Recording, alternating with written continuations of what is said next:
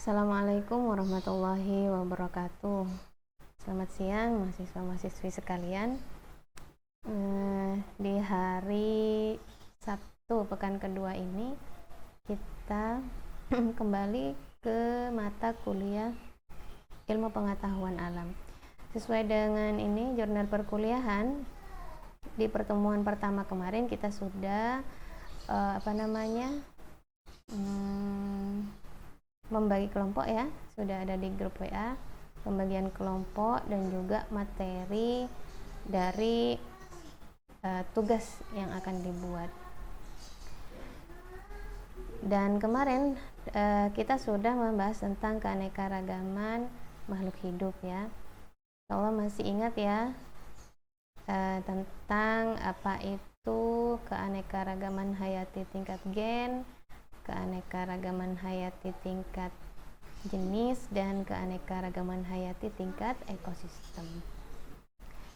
Nah, itu adalah salah satu bentuk variasi ya, variasi dari makhluk hidup yang diciptakan Allah, yang menunjukkan kepada kita bahwa kita itu hidup di dunia ini tidak sendirian. Ada makhluk-makhluk hidup lain yang diciptakan oleh Allah dengan bermacam-macam bentuk dan model. Nah, di pertemuan kedua ini kita akan membahas tentang morfologi hewan ya. Ada morfologi hewan dan tumbuhan, kemudian panca indera manusia. Kita fokus ke ini dulu ya, morfologi hewan dan tumbuhan.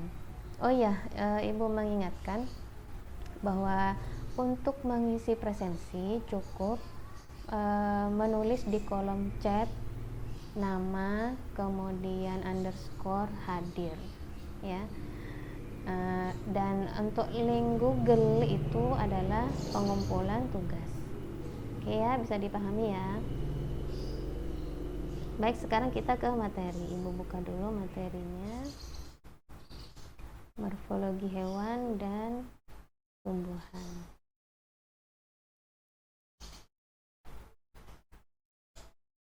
Oke, di sini sudah ada PowerPoint-nya. Nah, oke, morfologi hewan dan tumbuhan. Nah, ini bisa diperhatikan ya. Yang dimaksud dengan morfologi itu adalah modifikasi bentuk tubuh atau organ tubuh pada makhluk hidup sebagai pola adaptasi terhadap lingkungannya. Jadi morf itu kan bentuk ya, morf itu bentuk, logi itu ilmu. Jadi morfologi itu dalam ilmu pengetahuan alam mempelajari tentang bentuk tubuh makhluk hidup. Beraneka ragam bentuk tubuh makhluk hidup ini didefinisikan oleh para ilmuwan adalah sebagai pola adaptasi terhadap lingkungannya. Jadi supaya dia bisa bertahan hidup ya, bertahan hidup di lingkungannya. Contoh, bentuk tubuh ikan ya dengan bentuk tubuh kambing tentu berbeda. Supaya apa? Ikan hidupnya di air, supaya dia bisa hidup di air, bertahan hidup di sana. Sedangkan kambing bentuk tubuhnya seperti yang kita tampilkan seperti yang kita lihat itu adalah supaya dia bisa bertahan hidup di darat. Seperti itu ya. Prinsipnya morfologi itu didefinisikan sebagai pola adaptasi supaya dia bisa bertahan hidup di lingkungannya dan juga bisa menghadapi ancaman dari luar dirinya, baik itu berupa keadaan lingkungan, cuaca atau iklim, maupun bertahan dari predator yang akan memangsa dirinya. Ya, adaptasi morfologi itu mudah dikenali dan diamati karena tampak dari luar. Adaptasi morfologi itu dilihat dari bentuk tubuh atau salah satu organ tubuh. Di sini contoh adaptasi morfologi pada hewan adalah ragam jenis paruh dan kaki burung. Jadi paruh burung itu ya, moncongnya itu berbeda-beda. Kemudian bentuk kaki burung itu juga berbeda-beda. Dan tipe mulut serangga, ada serangga misalnya nyamuk ya, mulutnya nyamuk dengan mulutnya kupu-kupu, tentu itu berbeda gitu ya. Kemudian contoh adaptasi morfologi pada tumbuhan adalah ya, ragam jenis akar, batang, dan daun ya. Macam-macam bentuk akar, macam-macam bentuk batang, kemudian macam-macam bentuk daun itu ternyata tidak hanya sebagai hiasan gitu ya, tetapi itu penting bagi dia untuk bisa beradaptasi dengan lingkungannya. Jadi bukan hanya sekedar dibentuk ya, tapi memang ada tujuannya. Kemudian kita di sini ditampilkan morfologi hewan, bentuk paruh burung. Nah di sini ya ada, kalau kita perbesar, ini adalah paruhnya itik ya. Jadi paruhnya itik itu sama tidak runcing ya. Dia bagian depannya tumpul, kemudian agak seperti ada sendok seperti sudu kalau di sini sebut ya. Paruh yang seperti ini makanannya itu adalah ikan atau cacing. Ciri-cirinya itu paruh seperti sudu atau sendok dan pangkal bergerigi guna untuk menyaring makanan dari air dan lumpur ya. Jadi mulut yang seperti itu memang untuk mencari makanan di air atau di lumpur. Kemudian ada elang. Coba kita perhatikan paruhnya elang ya. Bagian atasnya itu runcing dan melekuk ke dalam gitu ya. Nah, jenis makanannya adalah ular, ayam, dan kelinci. Ciri-ciri paruhnya tajam dan kuat, runcing, agak membengkok untuk mengoyak makanan dan juga mengunci ya. Jadi kalau sudah seret, nah, itu terkunci, dia susah kabur ya, mangsanya itu kan susah kabur. Kemudian ada burung pipit. Nah, paruhnya seperti ini adalah pemakan biji-bijian.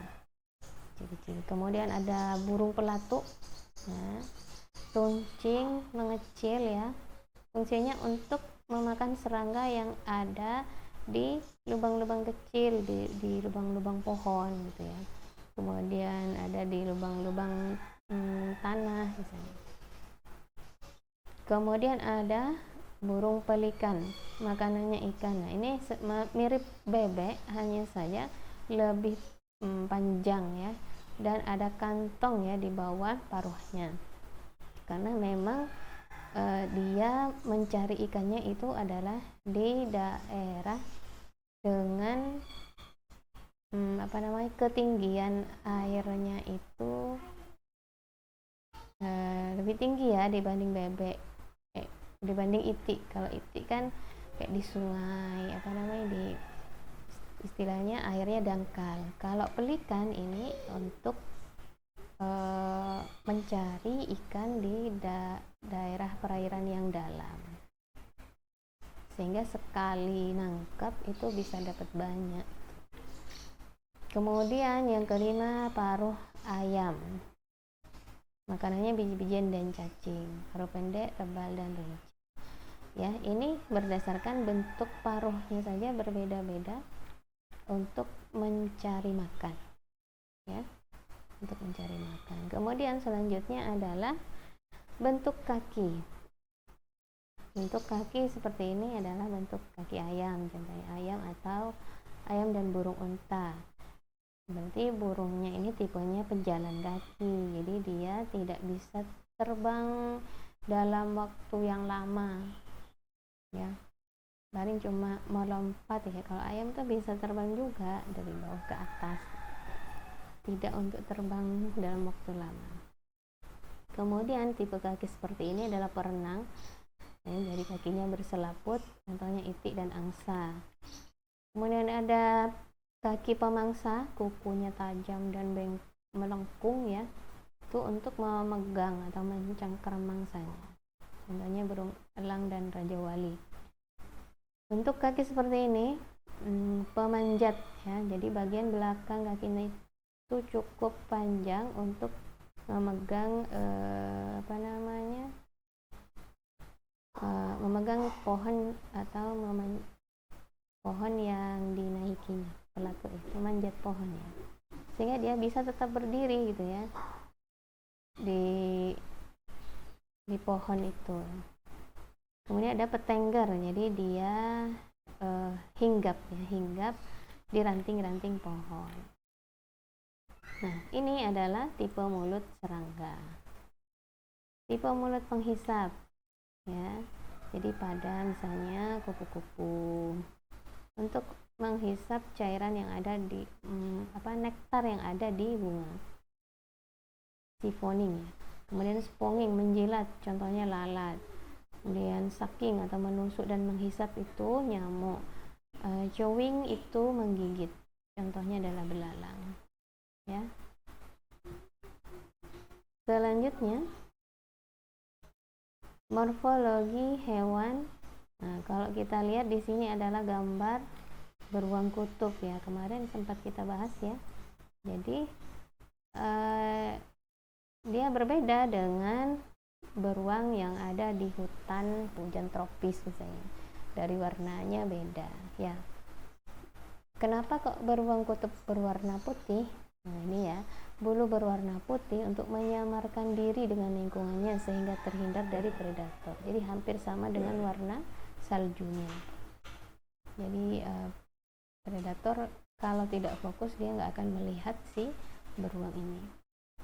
Tuh ya, kaki lebar mempermudah berjalan di salju, memiliki lapisan lemak yang tebal dan bulu yang tebal untuk melindungi dari udara dingin. Selanjutnya adalah unta.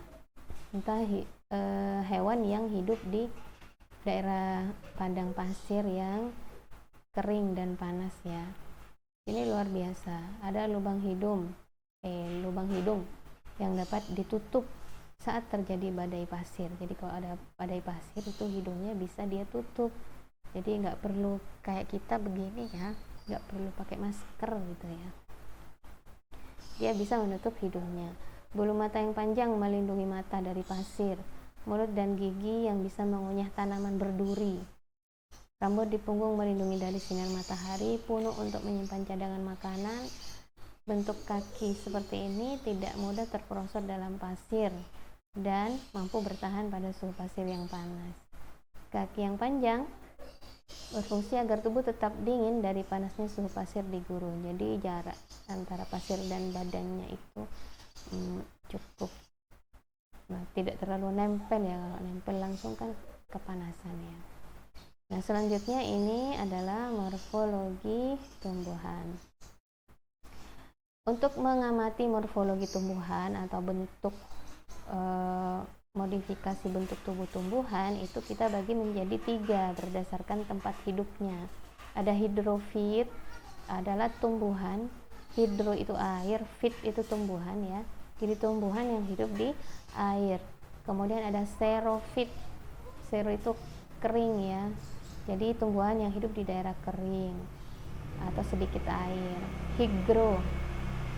Kalau hygrofit itu lembab. Jadi dengan kadar air yang tidak terlalu banyak ya. Kalau hidro kan jelas banyak airnya gitu. Kalau ini kadar airnya tinggi tapi nggak terlalu banyak, lembab ya. Udaranya mengandung H2O atau air. Jadi ada 3 tumbuhan berdasarkan tempat hidupnya. Baiklah, yang pertama morfologi tumbuhan hidrofit. Jadi hewan yang hidup di air. Ini contohnya ini adalah enceng gondok, ini teratai, ini kangkung, ini selaginella namanya. Apa nama bahasa Indonesianya saya lupa ya. Kalau bahasa ilmiahnya selaginella. Nah, tumbuhan hidrofit ini adaptasi bentuk tubuhnya seperti apa? Daunnya lebar ya, daunnya lebar, Kemudian stomatanya, jadi mulut daunnya itu terletak di permukaan daun, ada di bagian atas banyak, bagian bawah itu nggak ada atau sedikit, sehingga kalau mau bernafas, mengambil karbon dioksida dan mengeluarkan oksigen itu lebih mudah. Memiliki rongga udara di antara sel-sel tubuhnya untuk mengapung. Jadi kalau kita belah misalnya ininya daun dan batangnya itu ada rongga-rongga udara. Kemudian tumbuhan xerophyt, tumbuhan yang hidup di daerah yang kadar airnya rendah.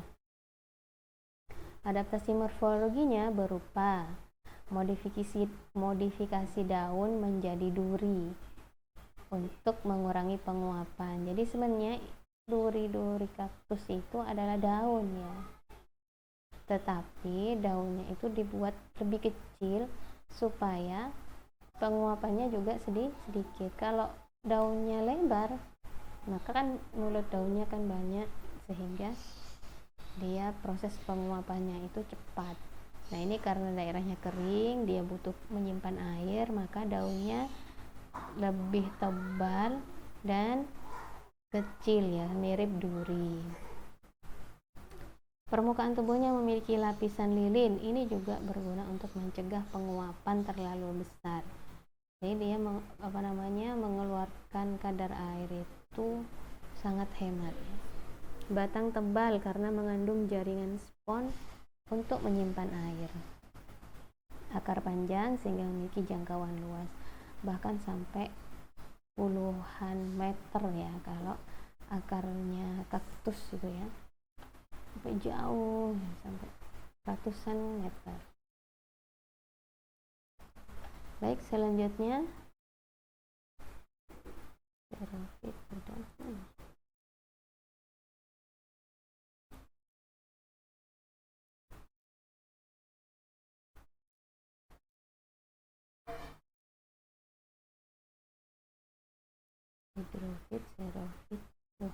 Nah, higrofitnya ya, nah ini ya morfologi tumbuhan higrofit. Tumbuhan higrofit adalah tumbuhan yang hidup di daerah lembab. Nah contohnya ini ya, lumut dan tumbuhan paku.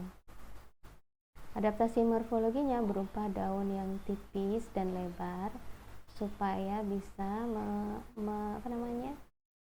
mengeluarkan uap air itu lebih banyak, kan lembab ya. Kemudian di permukaan daun juga banyak stomata untuk mempermudah penguapan. Ini hampir sama dengan tumbuhan air, tetapi biasanya ukuran tubuhnya itu lebih kecil. Ya, sini ya. Ya, itu ya. Untuk morfologi bisa dipahami ya. Soalnya ini materi yang sangat mudah, kita sudah mengingat. Intinya morfologi itu, perbedaan bentuk tubuh makhluk hidup itu sangat penting untuk supaya dia bertahan hidup di lingkungannya, untuk mencari makan dan juga untuk melindungi diri dari predator. Ya, seperti itu ya. Insya Allah materi kita sampai di sini. Silakan mulai dibuat makalahnya, dicicil-cicil ya. Nanti ibu kirim di grup ketentuannya ya, misalnya ukuran kertas, huruf, fontnya dan lain sebagainya ya. Ya mungkin itu dulu dari ibu. Insya Allah pekan depan kita di panca indera ya, panca indera manusia. Ada yang memilih pencernaan dan peredaran darah ya. Ini ada berarti nanti pertemuan ke-5. Ada yang memilih zat dan wujudnya. Berarti nanti perkembangan makhluk hidup kita bahas di setelah UTS ya. Gerak, benda, gaya, dan hukum Newton, dan juga zat dan wujudnya ini naik ke pertemuan ke-6 dan ke-7 ya. sambil presentasi kalian ya. Oke, mungkin itu dulu karena kita daring. Jawab pekan depan sudah mulai pertemuan tatap muka. Baik Ibu akhiri, mudah-mudahan ilmunya bermanfaat, mengingat memori yang sudah lalu ya. Jauh lebih mudah kalian memahami karena kalian sudah mempelajari sebelumnya dulu waktu SMP ya. Oke, Ibu mohon maaf atas segala kekurangan. Ibu akhiri, assalamualaikum warahmatullahi wabarakatuh.